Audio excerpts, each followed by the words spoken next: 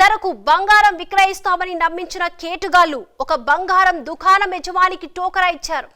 బంగారం తెచ్చామని నమ్మించడంతో ఆ యజమాని డబ్బులతో వెళ్లాడు.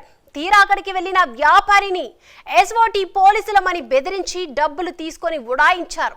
హైదరాబాద్ లో కలకలం సృష్టించిన భారీ దోపిడీ ఘటన గురించి తెలుసుకోవాలంటే వాచ్ ది స్టోరీ.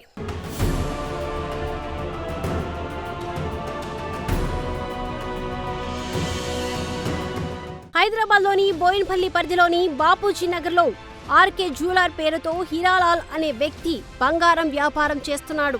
రాధేశ్యామ్ అనే వ్యక్తి అతడి దుకాణంలో సహాయకుడిగా పనిచేస్తున్నాడు.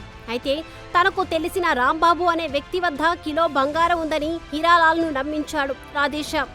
మార్కెట్ ధర కంటే తక్కువ ధరకే బంగారాన్ని విక్రయిస్తామని నమ్మబలికాడు.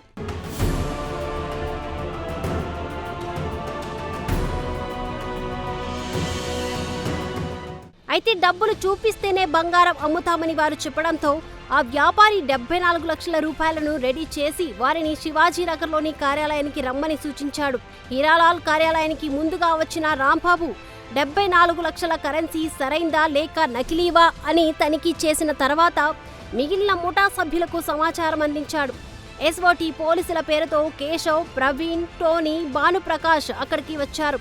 హీరాలాల్ పై దాడికి పాల్పడి 74 లక్షల నగదును అపహరించుకొని 4 వ్యక్తులు కారులో పరారయ్యారు. ఈ దోపిడీలో 8వ బెటాలియన్కు చెందిన కేశవ్ అనే కానిస్టేబుల్ కీలక సూత్రధారిగా ఉన్నాడు.